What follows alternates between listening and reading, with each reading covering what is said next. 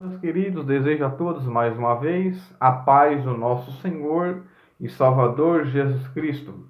Estamos aqui para darmos continuidade ao nosso estudo bíblico da nossa escola bíblica dominical, a qual também nós temos a nossa escola bíblica todos os domingos, às 9 horas da manhã, em nossa sede aqui, Assembleia de Deus, Ministério do Belém, na rua Cuiabá 146, em frente à Caixa Econômica Federal. A você que está me ouvindo, me acompanhando, que deseja participar presencialmente conosco, você é o nosso convidado especial. E aqui nós vamos dar apenas um cumprimento, né, para você, professor ou professora, que deseja aprendermos um pouco a mais da santa e bendita palavra do Senhor. Inclusive, hoje, o nosso tema, né, de hoje, nós vamos estar falando algo sobre este assunto, que há uma necessidade de nós estarmos cultuando ao Senhor também, de uma forma coletiva, tá? Porque quando nós vamos falar sobre a adoração, que é o nosso tema de hoje, a adoração ela é individual, mas também ela é coletiva, pública. Eu preciso estar adorando tanto individualmente, tanto publicamente, coletivamente. Nós tivemos a lição 6, falou sobre santificação, comprometidos com a ética do Espírito. E hoje nós estaremos falando sobre a lição de número 7, que é cultuando a Deus com liberdade e reverência. Então veja essa expressão que nós já começamos aqui, iniciamos liberdade, mas também reverenciá-lo.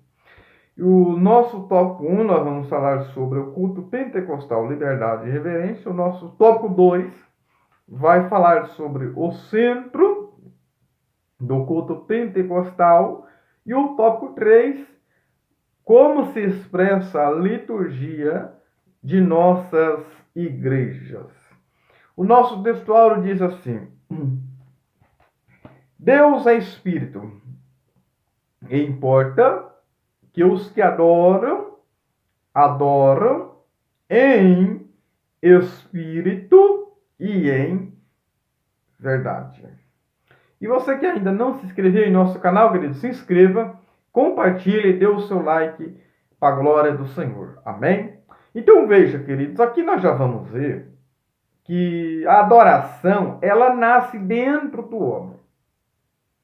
A adoração é em espírito. A expressão em quer dizer dentro, ou seja, a adoração precisa nascer dentro do coração do homem. Adorar em espírito, mas também em verdade. Veja só, o Senhor Jesus, como aquele diálogo, né, com a mulher samaritana, ele quebra, né, todo o protocolo de que a adoração é no monte, de que a adoração é em Jerusalém. Jesus falou: mas a hora é, e agora vem, em que os verdadeiros adoradores adorarão ao Pai em espírito e em verdade.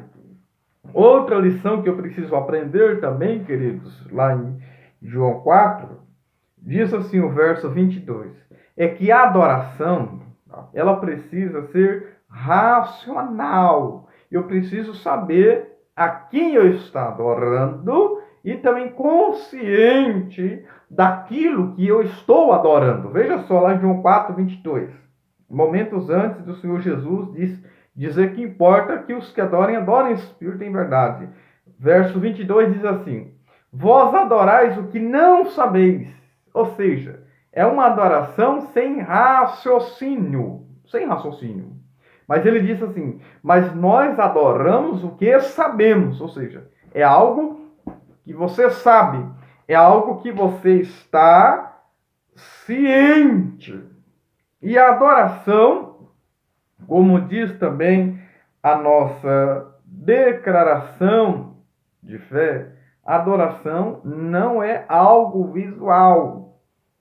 não é algo de imagem, não. Nós vamos ver isso lá em Deuteronômio 4, né? Que não via imagem nem figura alguma.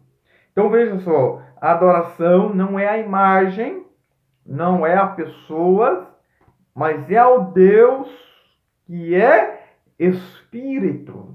Importa que os que adorem, adorem em espírito e em verdade. Isso está lá em João 4, verso 24. A nossa verdade prática diz: a adoração em espírito diz respeito da nossa posição espiritual do adorador. Isso quer dizer que o que vale diante de Deus é como adorar, não aonde adorar. Queridos, aqui não está dizendo que eu não devo se reunir, nós vamos aprender daqui a pouco. Isso não quer dizer que você não deve estar em um templo, adorando ao Senhor, não. Mas sim que a preocupação primária do Senhor é como eu estou expressando a minha adoração. Nós vamos ver, queridos, eu vou passar aqui até o final, aguarde comigo. Eu vou estar falando para vocês qual que é o culto que Deus se agrada e o culto que Deus não se agrada, tá? Então vejamos. Vamos ver o culto de Abel. Agradou ao Senhor. Ele foi de maneira que agradou a Deus.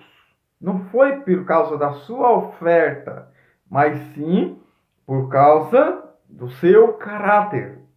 Porque primeiro Deus atenta, veja só, Deus não primeiro atentou para Abel. Deus não primeiro atentou para a oferta de Abel, mas sim atentou primeiro para Abel. Então veja, primeiro Abel e depois para a sua oferta. Então Deus primeiro se preocupa com o que eu sou diante dele, depois com aquilo que eu apresento. Porque aquilo que eu sou perante Deus, como diz aqui, a nossa posição espiritual, aquilo que eu sou perante Deus é mais importante do que aquilo que eu apresento diante de Deus. E o culto de Caim? O culto de Caim foi baseado no ódio, no rancor, com falta de amor. Deus poderia receber o culto de Caim e a oferta de Caim? Deus poderia receber a oferta de Caim? Sim, mas primeiro Deus se preocupa com aquele que estava no altar, não com aquele que ele apresentou no altar. Veja só, Caim ofereceu com inveja, por falta de amor, porque ele não teve amor pelo seu irmão. Então, veja só, Deus se preocupa, tá, com aquilo que eu sou diante dele, para depois com aquilo que eu apresento a ele.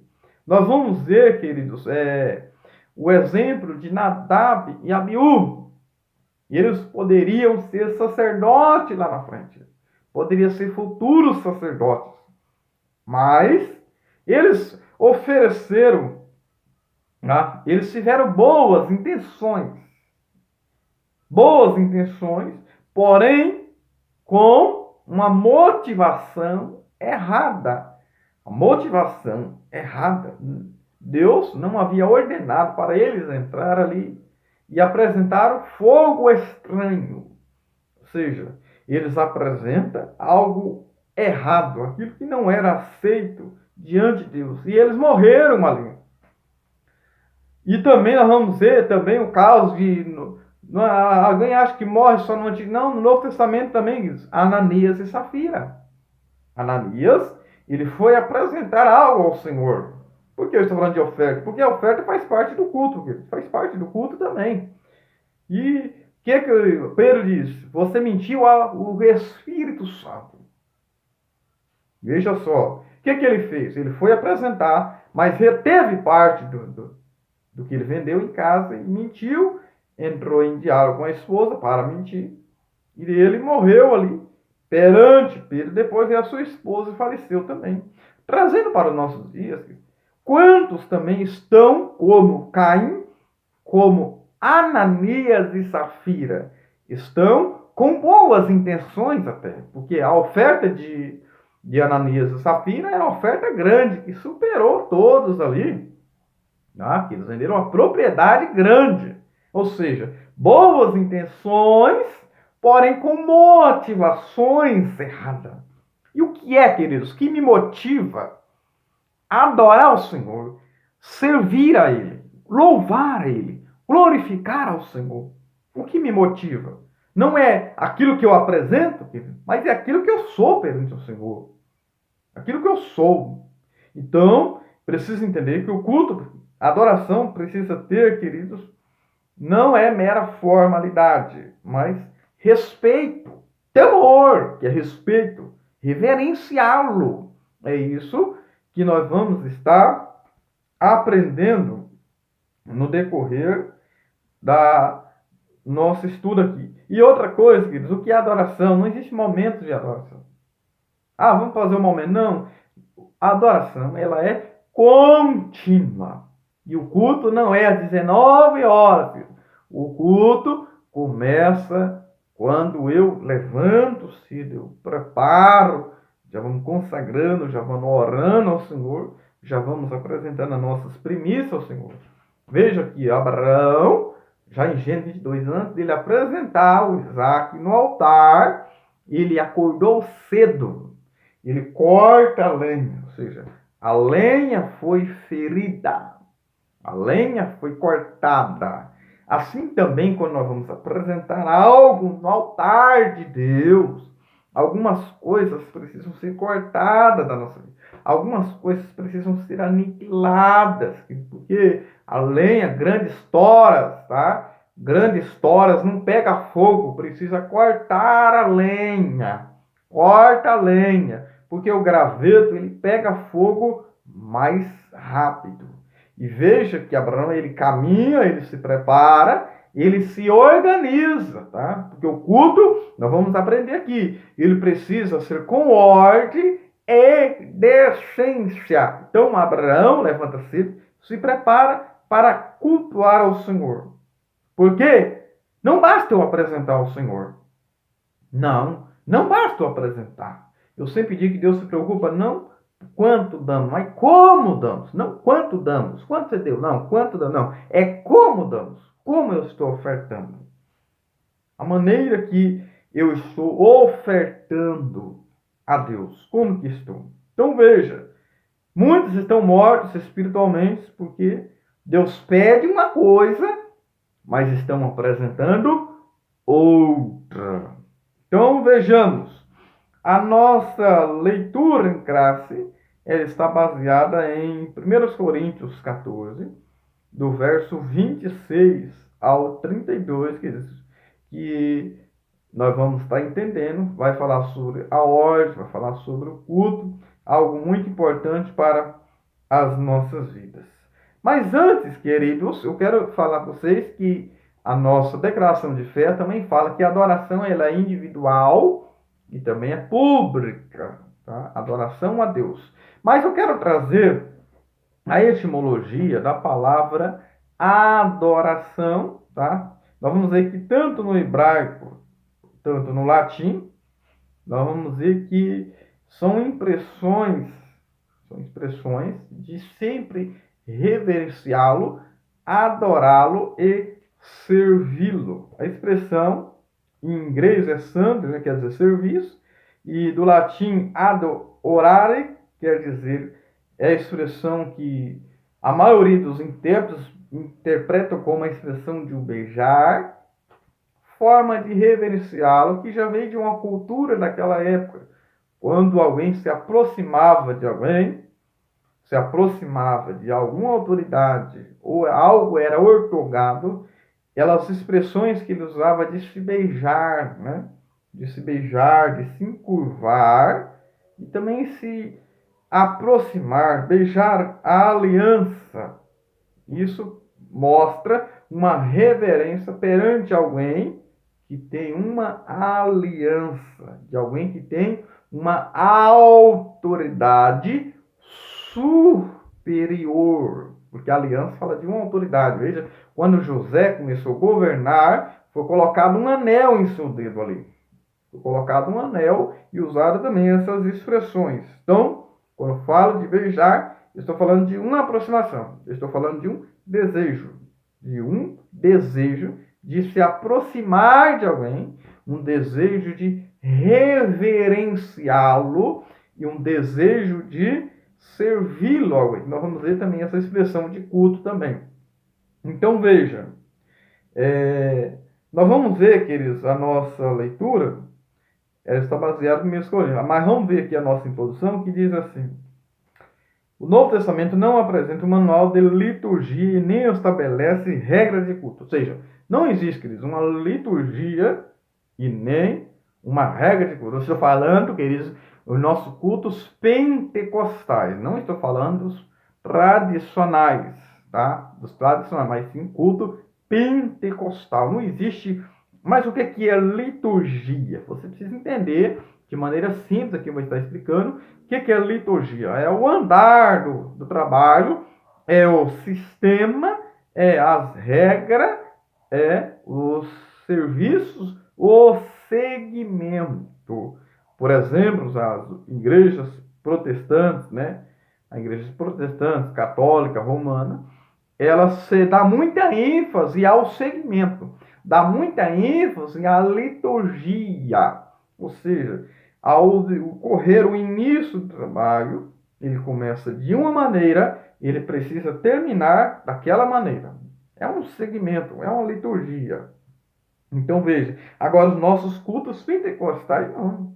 São várias manifestações.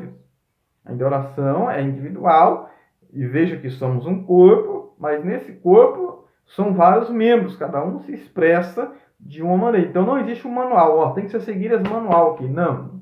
E nem uma regra de ser seguida. Porém, nós não podemos, queridos, se aproveitar disso, porque o nosso Deus, segundo o que diz o apóstolo Paulo, ele também deseja que esteja uma ordem no culto. Ordem e uma decência. Tudo tem que ter ordem. Por exemplo, língua estranha. Cada um por sua vez. No máximo 3.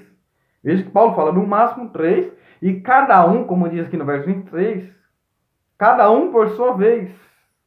Cada um, e muito ainda por sua vez, 3. Né? Muito, 3, cada um por sua vez. Profecia também. Fala em 2 ou 3 e os outros julgue. Através do discernimento, segundo 1 Coríntios 12, 10 fala do discernimento de espírito. Julgar através do discernimento. A Bíblia diz em 1 João 4, 1 também, provai os espíritos, né, se são de Deus, porque há muitos espíritos no mundo. Provai se realmente são, os espíritos são de Deus. Também profetizar é 2 ou 3 também. E se for revelar alguma coisa em outra, a um cala-se o primeiro. Então, isso é uma ordem, porque o nosso Deus, ele é ordeiro, ele não trabalha no meio de bagunça. Não, o nosso Deus, ele é ordeiro. Então nós vamos ver aqui no tópico 1, o culto pentecostal, ou seja, liberdade, mas também tem que ter reverência, né? Tem que reverenciá-lo ao Senhor. E aí nós vamos ver, queridos, o item 1 diz a flexibilidade cristã, ou seja, existe uma flexibilidade, né? Existe uma flexibilidade quanto à forma de adoração e permite sim as liturgias. Porém, queridos, nós não podemos ser escravos, tá, das liturgias. Não, o culto tem que ter 3 hinos, tem que ter a palavra aqui, tem que ter aqui. Não, não pode ser escravo da liturgia. A ordem primária é uma flexibilidade, é um quebrantamento, tá? E essa flexibilidade tem limites, porque é preciso respeitar uma estrutura já existente. O item 2 diz o culto. O que é culto? Culto, queridos, é sinônimo de adoração, como já falamos. Esta palavra, tradução no grego, é latreia, que quer dizer serviço, prestar culto, adorar. A Septuaginta, a tradução 70, né, traduz latreia por o termo avodá, quer dizer serviço, culto. Essa palavra aparece com esse sentido 3 vezes no Novo Testamento. Então veja, querido, alguém pensa que o culto é quando eu estou lá na igreja, né? Alguém diz, eu tenho que servir só dentro do templo. Não, eu preciso servir lá dentro e também servir fora do templo. Eu lembrei agora daquela do bom samaritano, né? Que ele tinha elementos de cura, ele tinha vinho.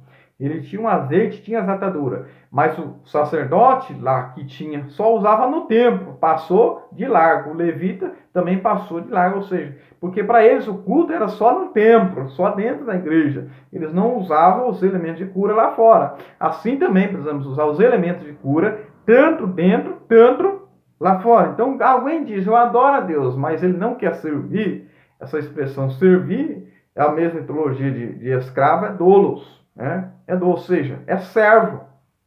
Nós somos servos de Deus, todos nós somos servos, todos nós somos servidores do Senhor. Quem foi que disse isso? Foi o próprio Jesus e para Satanás. Quando ele quis mostrar todos os reinos e a glória, né, do mundo, ele disse assim, Mateus 4,10, adorará só a Deus e só a ele servirá. Então veja, quando eu adoro, eu também sirvo. E eu preciso tanto adorar e tanto servi-lo a ele. E esse servir é um servir com excelência, querido. Servir com excelência. Não basta servir, tem que ser com excelência, tá? Então veja, então existe uma expressão de culto também, que é cultivar, ou seja, vem de cultivar. Né? Fala de uma cultura. O culto vem de uma cultura, ou seja, qual a minha cultura? Cultuar o Senhor. Cultuar a Ele. Essa expressão não vem de hoje. Essa expressão já vem desde os primórdios. Eu quero fazer um vídeo um dia sobre Adão no Éden, ali. Os elementos que estavam ali, que ele já cultuava ao Senhor. Então veja, queridos. Então essa expressão é de culto. Nós vamos ver lá em Romanos 12. Paulo diz assim, eu rogo vós, pois. Veja só o que ele vai dizer. Rogo vós, pois. Veja, irmãos meus, que apresentai-vos ao Senhor o vosso culto racional. Veja, culto com raciocínio. Esse negócio de cair, a pessoa ficar fora de si, a pessoa ir no culto e não ouvir a mensagem, só o louvorzão, que nós vamos ver aqui, os elementos de culto, só um louvorzão e não tinha mensagem. Isso não é culto racional, querido. Isso é meninice, mas é melhor menino na igreja, porque você ensina ele, do que um frio espiritual, algo engessado, né? Que não é flexível. Então é melhor o menino do que um frio gelado, engessado, que ele não tem flexão das coisas de Deus. Então veja, a natureza, né, nós vamos dizer, rogo vós, pois, Paulo chama, ou seja, esteja ao meu lado. Ele implora, rogo, pois, esteja ao meu lado, que apresentemos ao Senhor. Ou seja, pois, o assunto a tratar, a importância do assunto. Irmãos, ou seja, comunidade, gerada da mesma madre, gerado da família. Aí Paulo vai dizer ali, para que reconheça qual seja a boa, a agradável e a perfeita vontade de Deus. Então eu preciso entender qual que é a boa, a agradável e a perfeita vontade de Deus. Porque tem coisa que é bom, tem coisa que é agradável, mas não é a perfeita vontade de Deus. Eva, ela viu que a árvore era boa e agradável, mas era a perfeita vontade de Deus? Não, que isso. Tem coisa que é bom e agradável, mas não é a perfeita vontade de Deus. Então eu preciso reconhecer esses três elementos. Eu preciso entrar no átrio. Eu preciso reconhecer o que é bom. Eu preciso entrar no santo, no agradável. Mas eu também preciso reconhecer qual é a perfeita vontade de Deus. O lugar santíssimo. Ou seja, o ápice da adoração. Então veja, a reverência no culto. Salomão, ele diz lá em Eclesiastes 5, guarda o teu pé quando entrares na casa de Deus. Ou seja, ele está falando aqui de uma reverência. Quando a pessoa vai para a igreja, né? Ele está com o celular, ele manda mensagem para um, manda mensagem para outro, falta de reverência, pregador pregando, ele mandando mensagem, e recebendo, e telefone tocando, e tirando o foco do culto, a atenção da mensagem, porque é isso aqui, como eu já preguei, sobre a semente caiu ao pé do caminho, ou seja, vem o Satanás, as aves e arrebata. Por quê? Porque ele não entendeu o que foi pregado no culto, ou seja, tirou a atenção da mensagem. Tá? Ele não entender, por ele não entender, ele não vai crer para receber a mensagem. Por isso que precisa, queridos, uma reverência, tá? Precisa-se dessa reverência e esta consideração Essa expressão consideração, alguém que é superior, porque isso que é o culto. O centro do culto, o centro da nossa adoração, queridos, a ênfase ao Espírito Santo de Deus. Paulo diz, Filipenses 3:3, e nós gloriamos em Cristo Jesus e não confiamos na carne. Adoramos a Deus no Espírito e nos gloriamos em Cristo e não confiamos na carne. Ou seja, a nossa adoração em Espírito não é algo externo, tá? Mas começa lá dentro, nasce dentro do coração. Então veja, quando Paulo diz, o item 2, um culto vibrante no poder. Quando ele diz, queridos, a expressão, Paulo, quando vos ajuntar, ele fala de uma reunião. Ajuntamento, fala de um ajuntamento de pessoas, ou seja, fala de um culto, como eu já disse, coletivo, culto individual, coletivo.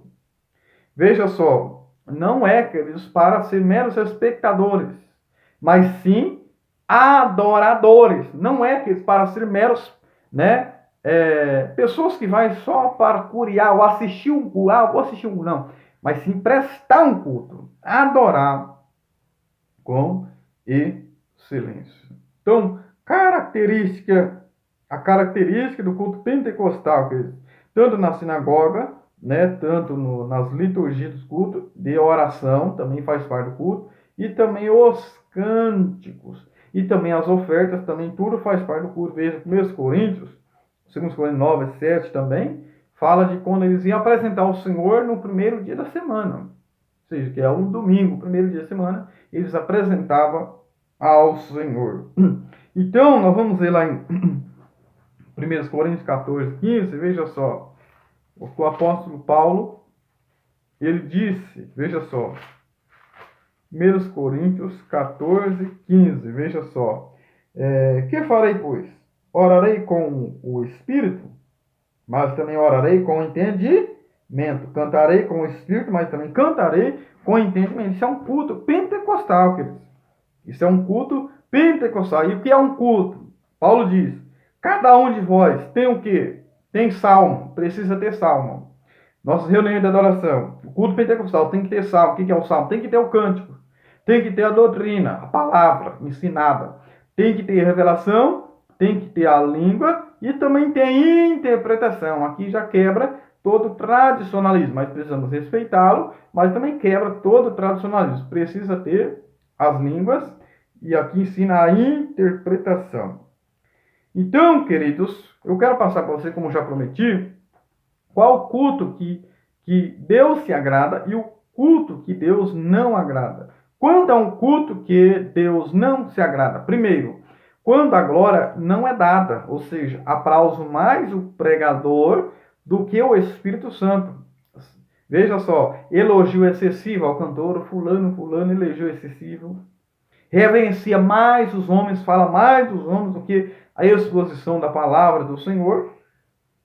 Ou seja, só fazemos algo se Deus estiver em nós, queridos. Deus Jesus disse, em mim nada podereis fazer. Então, a ênfase é só o Senhor Jesus. Os homens, sim, devemos honrá-lo, né? Respeitá-lo, mas adorar, reverenciar somente ao Senhor. Então, segundo, quando o amor está ausente no coração, pessoas cantam seu amor, pregam seu amor, evangelizam seu amor, tem que ter amor. Paulo diz, né, lá em 1 Coríntios 13, 13, que permanece o amor. E também fala de Lucas 10, como samaritano, usou de amor. Precisamos ter amor. Jesus diz que a iniquidade esfriaria o amor de quase todos. Então veja, terceiro, quando ou faremos aquilo que não vale nada, né? Como Caim, ou seja, mensagem sem estudo e oração, cânticos sem ensaio, pessoas não ensaiam para cantar, né? Trabalha na obra sem dedicação, trabalha, mas não tem dedicação. Oração sem demonstração de fé, a pessoa ora, mas não demonstra aquela fé, né? E, queridos, que Deus é exigente, nós vamos ver as formas, os segmentos que o Senhor requeria, Deus é exigente, tá? Veja só, lá, se for para Deus, tem que ser bem feito e com excelência. Como Davi disse, eu não vou oferecer algo que não me custe nada. Tem que ser por excelência. Jesus abençoa quem dá o melhor a ele. Isso nós vamos ver na palavra do Senhor. Ele se preocupou tanto com a oferta que ele citou ali na arca do tesouro, observando como que as pessoas entregavam. Veja, quarto, quando então a transgressão tem acesso da igreja, transgressão, pecado, iniquidade, pecado oculto, o Senhor não revela a sua glória. Não há manifestação do Senhor, porque a outra lição nós entendemos que Deus requer santidade, essa santificação posicional, essa santificação progressiva, que é um progresso em nós, todo dia, né, nós se santificarmos a cada dia mais, para ter os reflexos do Senhor, e a santificação completa, né, na plenitude, na vinda do Senhor Jesus. Que Deus abençoe a sua vida. Peço que vocês, que ainda não se inscreveu em nosso canal, peço que vocês se inscrevam, compartilhem nosso canal, dê o seu like, em nome do Senhor Jesus. Então, adorando a Deus, com excelência, com reverência ao Senhor.